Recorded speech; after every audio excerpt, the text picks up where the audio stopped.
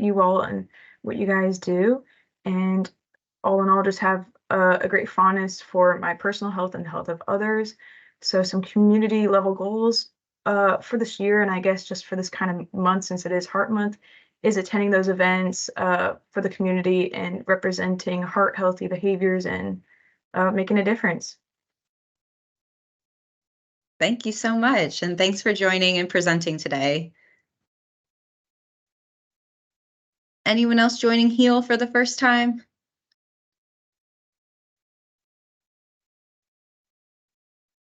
All right, I encourage you all to continue introducing yourself in the chat.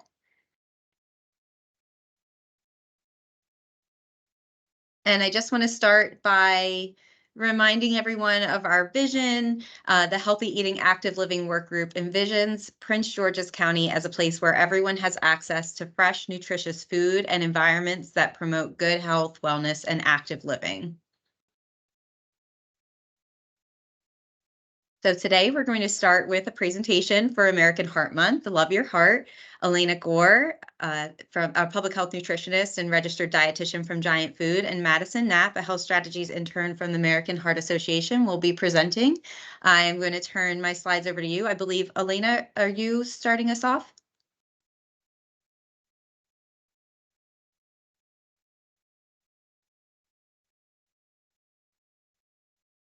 I did not see her in the people attending, but I would be glad to start if she's joining a little later. Okay, yes, I will reach out to her. So perfect. We can go ahead and have you start, Madison. Thank you. All right. Do you mind if I share my screen? All yours. All right.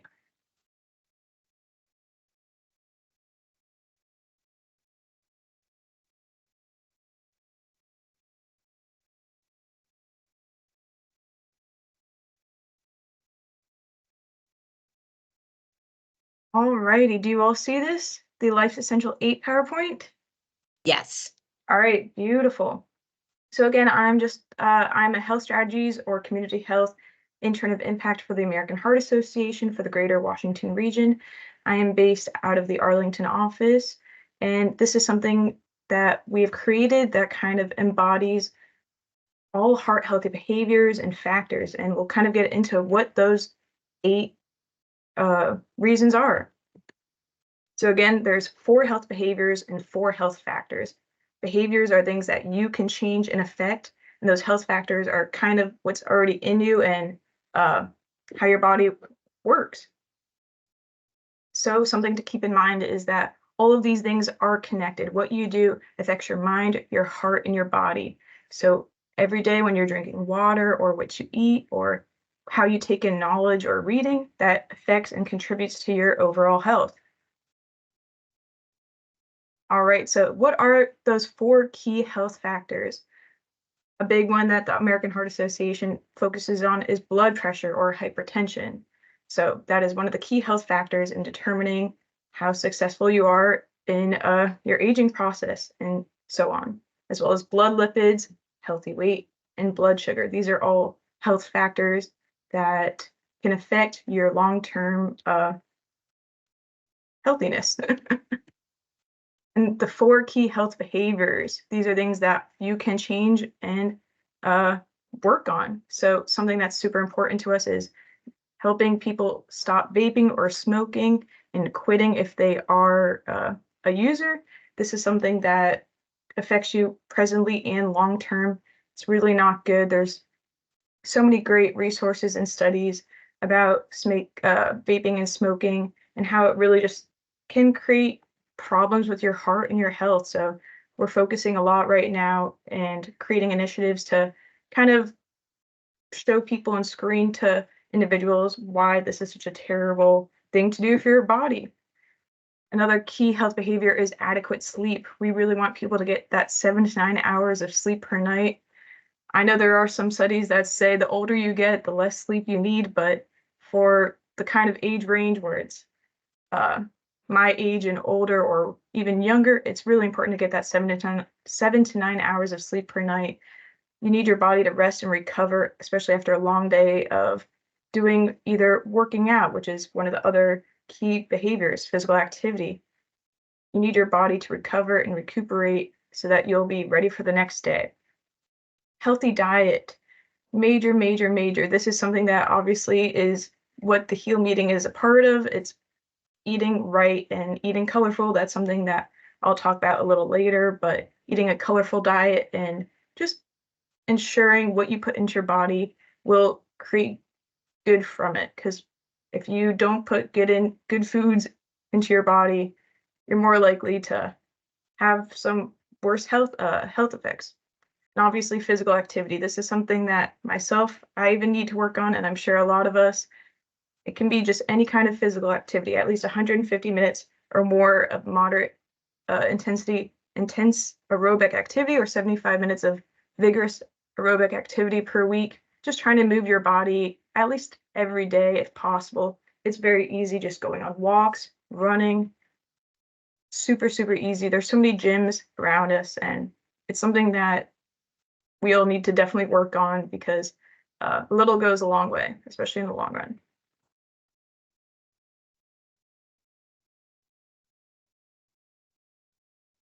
All right, and yep, just remembering it is all connected, your mind, your body, and your heart. So learning, reading, taking in knowledge, kind of just figuring out what's going on in the world, very important for your heart and your body, kind of understanding new studies, what's going on, moving your body, getting that sleep, it all helps your heart.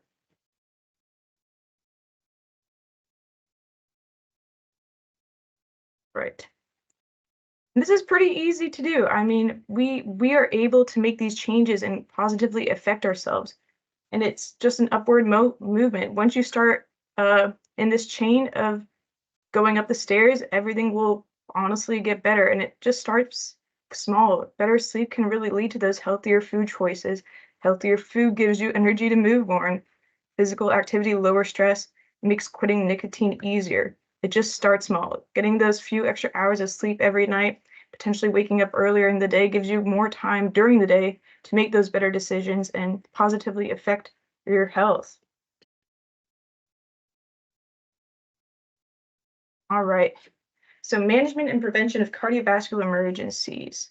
This is something that obviously is a front runner for the American Heart Association, heart disease and hypertension being our two biggest areas. So what really is high blood pressure? Well, the force of blood pushing against blood vessel walls. When the pressure in your arteries is higher than it should be, and a healthy blood pressure is below 120/80. So anything above that is not great, and you really should be seeing a doctor or going to your healthcare provider. This is a little chart of what those blood pressure readings look like, and this is a pretty well-known chart as well. You'll see this everywhere. Kind of see that hypertensive crisis area where that normal area is. We really want to be in that normal area. Anything above that can be dangerous and can really affect your health in the long run. So we're trying to help get people aware of their blood pressure and help manage it in the long run with those blood pressure cuffs. All right, and some risk factors you can control to help your blood pressure. Cigarette smoking and exposure to secondhand smoke. We want to keep this at a minimum. This is something that you can control. Obviously, secondhand smoke is something that won't go away. It is hard to get yourself out of that environment. But if you see someone out on the streets, or if you see someone who's smoking inside, which you shouldn't be doing, try to go somewhere else. Try to cover your mouth.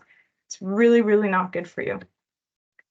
Diabetes, watching your diet, obviously as well. Diabetes, it can't always be controlled, but you can manage it, especially if you have it. So go to your doctors, get the right medication if needed. Being obese or overweight, or same with being underweight or malnourished, these are factors that you can control and fix, or not fix, but that you can manage. High cholesterol, another one that you can control to help lower that blood pressure, as well as that unhealthy diet and physical inactivity. All right, risk factors you can't control. These are kind of like those, or in the beginning, factors that are just already within you, your age. You can't get younger, but you will get older. Race and your ethnicity. a lot of people know there are disparities that affect one race or ethnicity more than another. So it's important to know where you stand in those disparities and make sure that that you are doing the best thing for your ethnicity and your health. Your gender, men and women, they can have different health effects as well and how their body takes in nutrients and physical activity. Men and women, obviously, people know this, and it's a controversial topic as well, but lifting weights and going to the gym, it can be very different. So what you do to your body and how you work it needs to be uh, manageable for yourself. Same with that family history of high blood pressure. You really, if you have contact with your family, figure out what they have had in their past, or if they have had nothing, it can really affect you in the long run and be able to tell your doctors, you know, treatment plans and being able to see, okay, how can we help prevent this in the future? Chronic kidney disease and obstructive sleep apnea. Alrighty. So how can you tell you have high blood pressure? I mean, it's a hard thing to really tell unless you do go and get it checked regularly. But most people, they'll feel their heart beating really fast, or they'll feel that pain in their chest. And that's when you really start seeing those warning signs and wanting to know that you should go get it checked out because you really shouldn't be living that way. And for that long, you really want to do what's right for your body. And if something is abnormal, go get it checked out because it's better safe to than be sorry. For that proper diagnosis of high blood pressure, your healthcare professional will use an average based on 2 or more visits. So that's something to keep in mind of. You won't know just by going to one visit because a lot of people might be working out or walking to these clinics, so that could elevate their high blood pressure right away. All right, and these are just some other health factors that could come from high blood pressure if it is not managed or controlled. You could have a stroke. You could have vision loss, heart failure, heart attack, kidney disease failure, and sexual dysfunction. These are not things that people would want to happen in the future. So we really want high blood pressure to uh, get helped. All right, and here's a great chart from the American Heart, kind of just depicting heart disease and stroke statistics. And if anybody wants any other information or materials and resources, you feel free to let me know or check out heart.org. We have so many printouts and resources that are just like this that you can give to your offices, families, work groups, whatever. And it just is a one sheet page to kind of see what's going on in the world and how to help yourself. But pretty big numbers.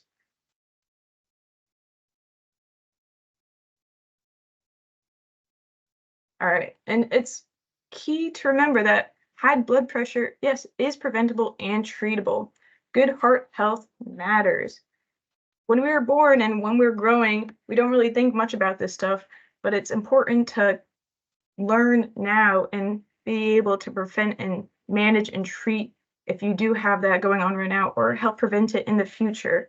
You don't want to be, I mean, nobody wants to be old and unwell, but it's important that we focus on ourselves right now so that when we do get older and we aren't as strong, we're able to really uh, survive and be happy, you know? Right. And I do have a little video we can watch if it plays.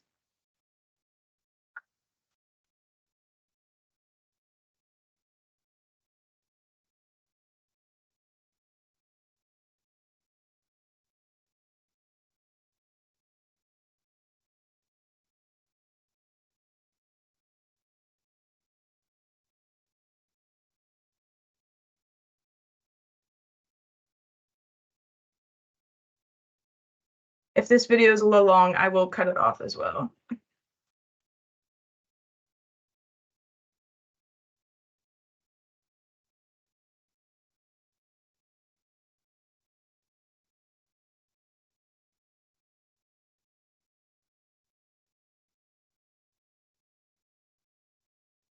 I don't know if it's just me, Madison, but there's no audio. Oh, there isn't? Thank you Yeah. for letting me know. You're welcome.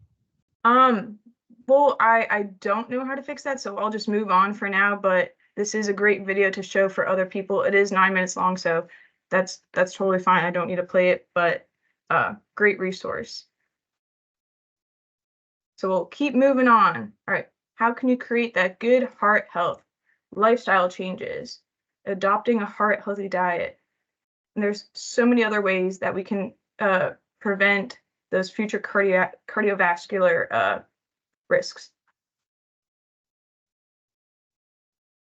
All right, and this is kind of what I mentioned before, eating more color. This is something Elena will talk about more since she's the dietitian if she's joining us. But eating more color, vegetables, fruits, there's so many beautiful colors when you look at fresh produce. And we really want those nutrients in our body, like those blues and purples, blueberries, red apples. I am a big fan of apples, and I try to eat my fruit every single day and those vegetables. And we really need to maintain and increase those vegetables on our plates. On the flip side, we want to limit our sodium intake. A lot of those processed foods and prepackaged foods, you need to watch the nutrient labels because they carry a lot of sodium, and that's not something that we really need to be putting into our body, especially since a lot of people keep adding salt on top of their dishes already. So we really want to limit and monitor that sodium intake. Bag of chips can carry way too much salt sometimes. So choosing those healthier choices, either something like baked chips or no chips at all. We want to try to manage that cholesterol. You should be tested regularly to know if you have high cholesterol. You really should be talking to your health care provider about your numbers and how they impact your overall risks of developing cardiac diseases. And managing your weight. Your weight is a big thing, or it could be a small thing. I know a lot of people are trying to move away from the BMI calculator or the BMI scale, but it's one of the best indicators right now to see if you are on that overweight scale or that obese scale. But lifestyle changes may help you lose 3 to 5% of your body weight, and this could result in meaningful health benefits. Larger weight losses between 5 to 10% can produce even greater benefits. And obviously, to lose weight, there's also many different studies that have gone out, and it's honestly just you really want to take in fewer calories and boost up that physical activity. But we want to make sure we're still eating enough, because sometimes if you don't eat enough, that's not a good thing either if you're trying to manage your weight. And take your medicine. We really want to make sure that what we're putting into our body is helping us, and medicine is a great thing to do and take. So if your healthcare provider prescribes you one or more drugs to bring your blood pressure down to that normal level, take your medicine daily. Take it when your doctors tell you to. And if you stop taking it or miss days, please let them know, because it can increase your chances of affecting or raising that blood pressure or whatever levels or health problems you have going on. Some ways that you can make sure you are taking your medicine is by using a weekly pill box, great resource, setting a reminder on your smartphone, or just kind of looking at a clock and saying, all right, I'm going to take my medicine at this time or this time. Obviously, some medicines as well, or on their little pill boxes say, eat with meal or take at night. Follow the directions, take it as instructed, please. And keep your stress under control. There are so many great stressors in the world and in life. We really want to be able to kind of minimize those stressors or just keep them under control. This goes with anxiety as well, in my opinion. I feel like the two kind of play along together. So some strategies that are really great to kind of helping that be under control is counting to 10 before you speak or react, taking those slow, deep breaths until you feel your body unclench a bit. That's a great one that I definitely use. I mean, nerves and stress are a huge factor in the work life and personal life. So just giving your time to breathe and just letting yourself relax for a moment and understanding what you need to do and how to do it is a great way to kind of reassure yourself. Meditation is also a great resource to help bring down those stress levels, walking away from bad situations, and just breaking down those big problems into smaller parts, kind of seeing what may have caused those stressors or how to decrease those stressors in the future. Great things to kind of think about. Here's another great resource, hands-on CPR or hands-only CPR. This is something that the American Heart Association has recently, or not recently, but has started implementing and trying to teach everyone. Hands-only CPR is only 2 steps. First step is calling 911, and the second step is pushing hard and fast. There is no mouth to mouth. There is no breathing or air intake movements at all. Just pushing hard and fast to like one of those songs that Kimberly played in the beginning, to those heartbeats. Those are some great resources just kind of to get into that tune of pushing hard and fast. And it has to be about that 100 to 120 beats per minute. And then these are just some common heart attack warning signs: pain or discomfort in the chest, that lightheadedness, nausea, or vomiting, jaw, neck, or back pain, discomfort or pain in arm or shoulder, and the shortness of breath. If you feel any of these 5 warning signs, notify someone immediately, call 911, or try to yell or scream for help if you are in public. Here are some warning signs for women. Same as pretty much for men as well. And then some stroke warning signs. We go by FAST, which is the face drooping, arm weakness, speech difficulty, and time to call 911. And then this is just another hands-only video of what to do if you see an emergency situation going on. But that's it. Thank you very much. This was one of my first presentations as an intern virtually, so I know I might sound a little nervous, but thank you all for bearing with me, and I hope you enjoyed. Thank you, Madison. Thank you so much. That was great. And feel free, I know those videos are great resources. So if you do have links for those, you can either send them to me or put them in the chat. But thank you so much for coming on today. Does anyone have any questions or comments around Madison's presentation? Lots of great jobs in the chat. Excellent. I had a question. It's Lynn. The heart attacks, we know what to do when someone's having a heart attack. We can bring out the AED and we can do, CPR. But for strokes, there's nothing that we can do, right? And the strokes are just so deadly. My father died of a stroke. They're just so deadly. There's nothing, the CPR doesn't help with that or anything? So for strokes, it's definitely a different scenario. Typically, if you do see them seizing or when they're having a stroke, you really don't want to touch them. You want to let them do what they need to do, but you want to make sure they're on their side if they are having that stroke, or kind of help them either sit up in a chair or lay down so that they don't fall over. Those are one of those biggest signs so that they don't get any traumatic brain injury, but still calling 911, letting them know, hi, I think this person is having a stroke, and they will help you go through what you should do, because those are different movements than dealing with a heart attack, because it is completely different stem of inside in the body. I mean, it's not coming from the heart as much. Right. Yeah, they're just, heart attacks are scary, but strokes to me are even more scary because we don't have what to do. Like, we know not that, what we do for a heart attack always is successful, but we know to go get the AED. We need to start doing compressions. We have action items to do, which is just not as,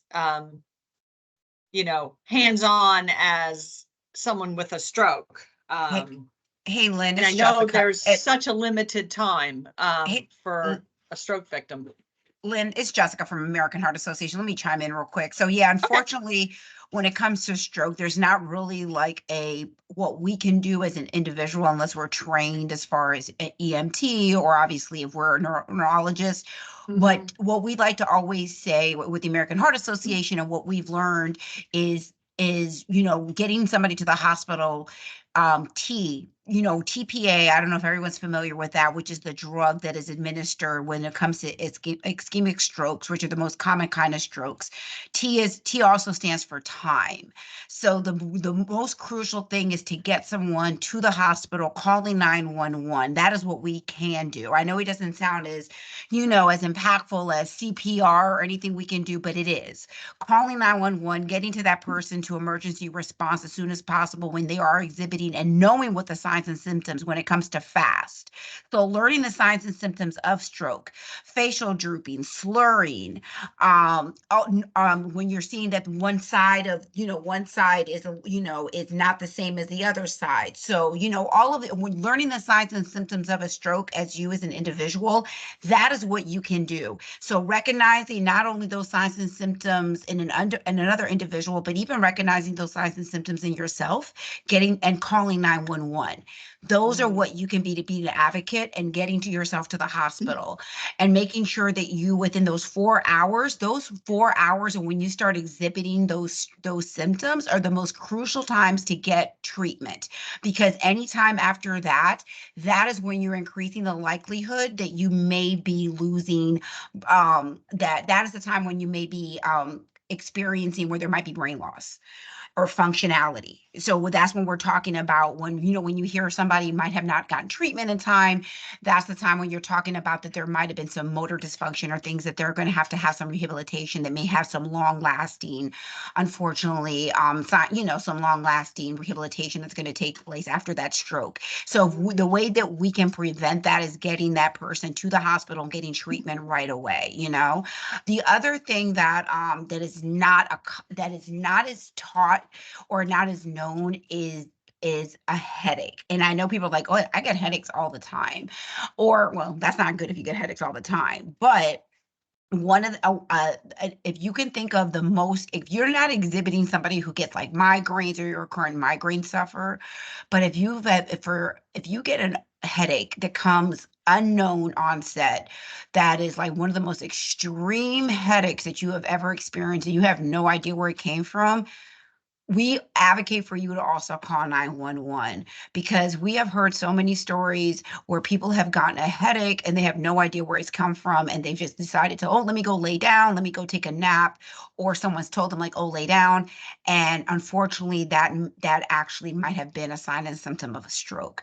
So what we always say is we always like to err on the side of caution, call 911, get treatment, rather see somebody in the ER saying that, oh no, it was nothing, or it was something minor, rather than, hey, you know what, I'm just going to take a nap, or I'm not going to do anything about this, or I'm going to go to the doctor tomorrow and find out that they did suffer from something, even if it is a TIA, even if it is a minor stroke, or TIAs, they like to call it. So we would like to advocate for that. But again, Lynn, to your point, learning the signs and symptoms of a stroke, calling 911, that is what individuals can do in order to get treatment fast and in order to prevent a stroke from really being debilitating later on down the line.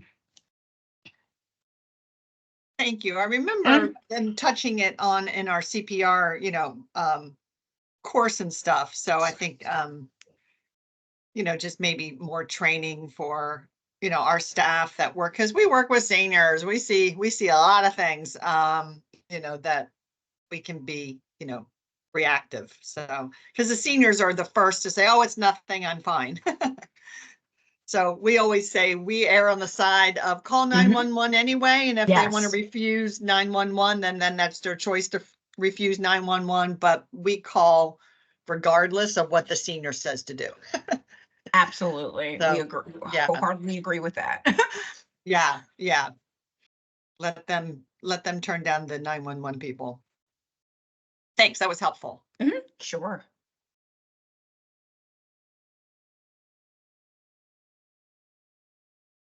All right, I want to leave space for any additional comments before we switch over to the next part.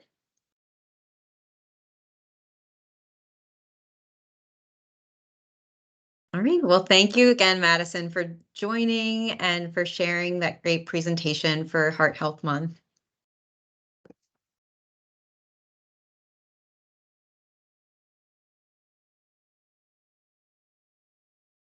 All right, so as we're just meeting for the first time in 2024, we want to start with a fresh reminder of our goals for the Healthy Eating Active Living work group.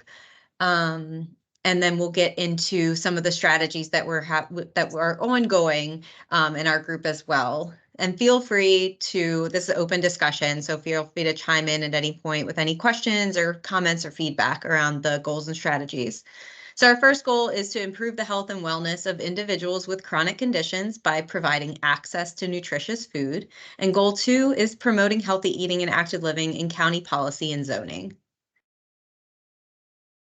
So under goal 1, our first objective is by July 2024, identify and apply for 3 funding opportunities for the county food as medicine programs, including medically tailored meals, medical nutrition therapy, or produce prescriptions.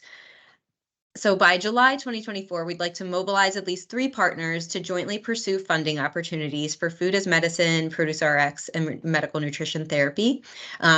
We have been working on this collaboratively with some of our partners, working on identifying funding opportunities and filling and completing those applications. So thank you to the partners that have been involved with that. We're hopeful to get some funding locked up soon so that the food as medicine program can continue. Many of you may know that the group Food as Medicine subcommittee completed the Food as Medicine pilot produce prescription program. The evaluation report is available now, and we will make sure to share a link to that later in the presentation. And then the next strategy is to participate in a statewide coordinated effort to apply for 1115 demonstration waiver to include funding for medically tailored meals. So this would be funding for persons under Medicaid. They would have funding for those programs, which is, as we know, really hard to keep them sustainable without funding available. So we'll be measuring the number of grant applications completed, number of partners engaged, and the number of meetings with statewide partners. And then our next objective is by December 2025, increase produce, fruit, and vegetable consumption in people with chronic conditions. So our strategies under this objective are to design a Food as Medicine Part 2 program utilizing those recommendations from the Prince George's Fresh pilot program. And then by December 2024, collaboratively implement a Food as Medicine program to at least 100 residents with a focus on accessibility, engagement, and health improvement. And then finally, by December 2025, complete an evaluation report highlighting participants' changes in health outcomes and health behaviors. So here we'll be monitoring the number of residents enrolled and the proportion of people with a chronic disease that consume at least 1 serving of fruit or vegetable a day. Any questions before we move over to goal 2? All right. And then our second goal, promoting HEAL in county policy and zoning. By May 2024, we'd like to identify regions or zones that lack access to healthy food options. So we are working to develop an updated healthy food priority areas map in collaboration with the Office of Information Technology and the Department of Social Services. I see Bridget's on. I think Patrick is out today. So thank you both for your ongoing commitment to this work. And by September 2024, develop a white paper report to translate the findings and recommendations from this new map, this updated map. I should remind everyone that the Healthy Food Priority Areas map is an existing resource. So it's something that we'll be creating part 2 with updated census data and new data around food facilities that are available in the county. And then lastly, present the Healthy Food Priority Areas report to County Council and the Board of Health. And our hopes there is that we can encourage I'm sorry, a CHW is a community health worker. And, oops, and so our hopes with presentation of the Healthy Food Priority Areas report is that we can encourage policy change related to the areas that are identified that need additional support. So here we'll be mapping the healthy food retailers in mapped priority areas, the completion of the report, and then the presentation of that report. Any questions around the goals for the HEAL work group?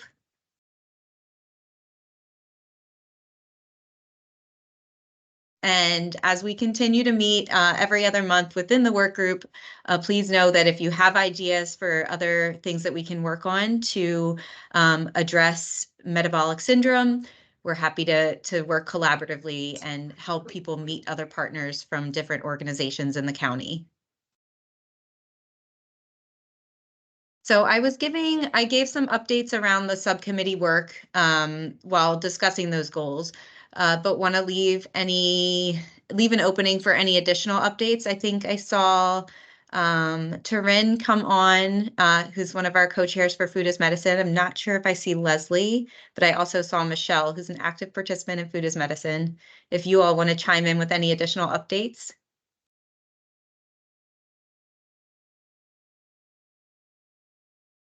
I don't have any updates except that we're applying for the Gus SNP grant. It's due February 28th. So those partners that are interested in pursuing the Food as Medicine, if you wanted to do something together, please reach out. I'm trying to connect with as many people as I can in this period. So appreciate everyone's help on that. Thanks, Michelle. And looking at healthy food priority areas, not to put you on the spot, but Ms. Warren, if you have any updates that you'd like to share from the DSS side. If not, I don't think Anthony is, or I don't think Patrick is on today.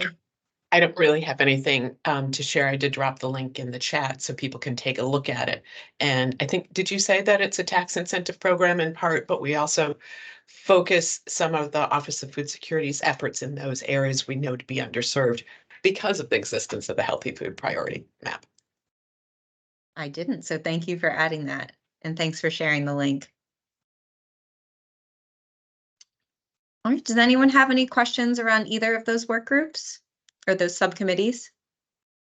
I had a question.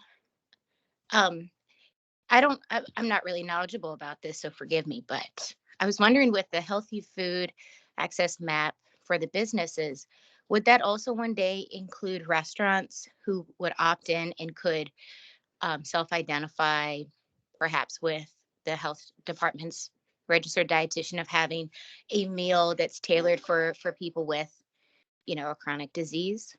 Because, including them would be helpful for residents or people visiting the county or trying to find healthy places to eat for their family members. So I would say yes. I think that's definitely under consideration is how we can go about the classification of a restaurant as healthy or what makes most sense and is most clear. And I think addition of those resources would be really helpful. I think it's been something we've talked about internally with the work group, and just how can you define that? How do you define one meal as healthy? So I think that there's been a little bit of a holdup there with making those definitions and then finding ways to be able to enforce that.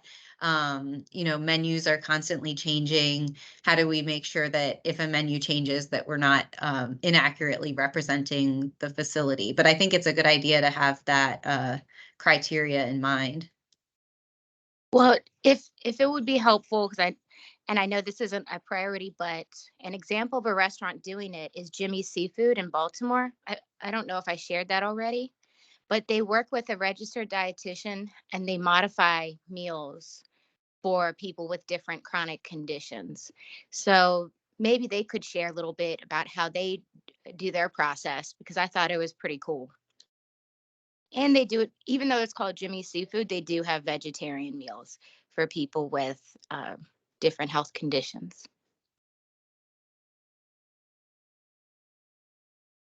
Thanks, Michelle. That's really helpful. Anyone else have thoughts or comments around helping to do that classification? I know we'll have a bigger discussion once we're able to start those meetings with the healthy food priority area, but if anyone is interested in joining in that conversation more, also please reach out because we'll be setting up some meetings very soon to discuss. I also don't want to put her on the spot, but we currently have an intern from University of Maryland, Sam Martauchi, who's working on organizing some of the information around healthy food priority areas. So thanks to Sam, we'll be able to kickstart and get this moving again.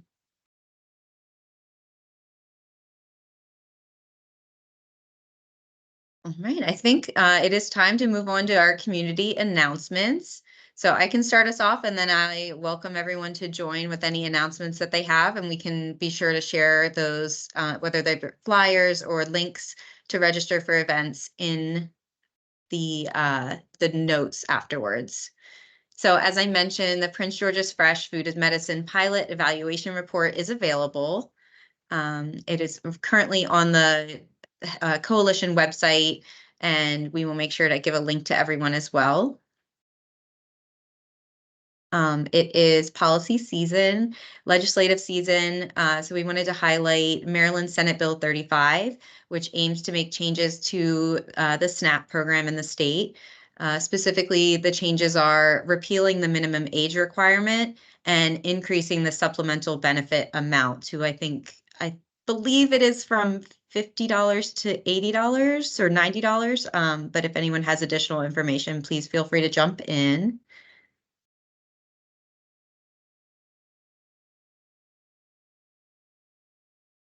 And then we have an Empowering Eaters event coming up, Access, Affordability, and Healthy Choices. The event is held in North Carolina, but it is available virtually for free on Sunday, March 3rd.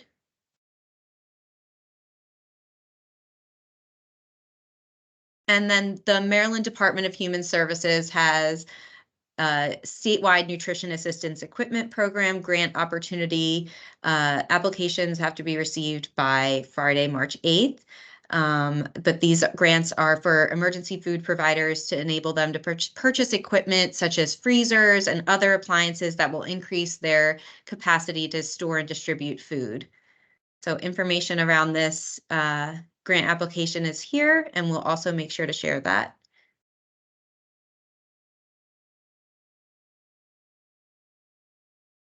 All right, so I open it up. Anyone else have announcements they'd like to share, either for Heart Month or other events coming up?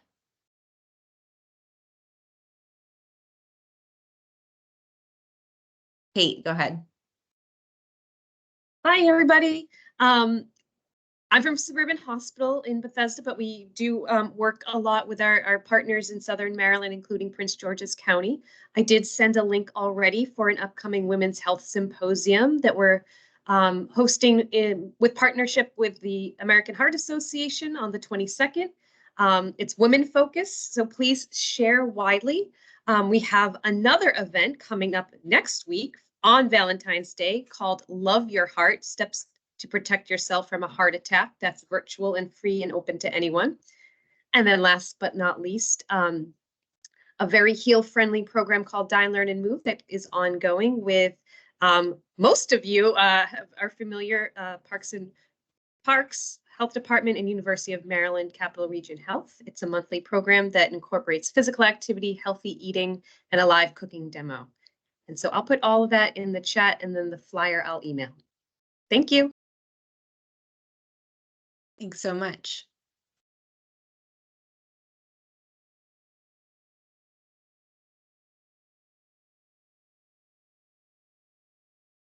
Any other announcements that anyone wants to share? And if not, I will hand it over to Anthony and Jessica for any closing remarks for the meeting.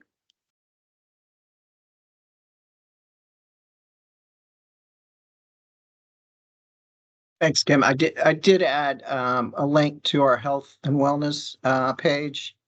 We have a whole host of events for February. And in addition, it does provide some forward-looking opportunities for May. May is National Physical Fitness Month. And so we have, they've pulled our staff and pulling together. Right now they have over 75 different events scheduled for that month. I think the vast majority are free, drop in, some are with registration, but in general, it's open to the general public. So yeah, come on by.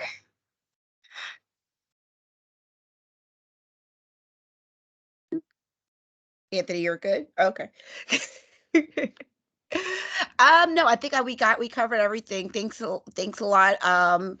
Thanks again to Madison for the great presentation. But again, it is American Heart Month. So let us know if you guys do need any materials or anything related to heart health. Obviously it is Heart Month, but heart health is all year round. So don't let that stop you for any upcoming events. But yeah, we're working with a lot of different organizations promoting heart health, physical activity. So let us know what you're and we would love to know if you already have something planned. So definitely let us know if you have something planned at your organization that we can help promote through our social media networks or anything. So feel free to reach out to Madison or myself. We would just love to know about what you guys are doing. So happy Heart Month. And that's it. That's it from us. Thank you all for joining. Our next HEAL work group meeting is Wednesday, April 3rd at noon, and we hope to see you there.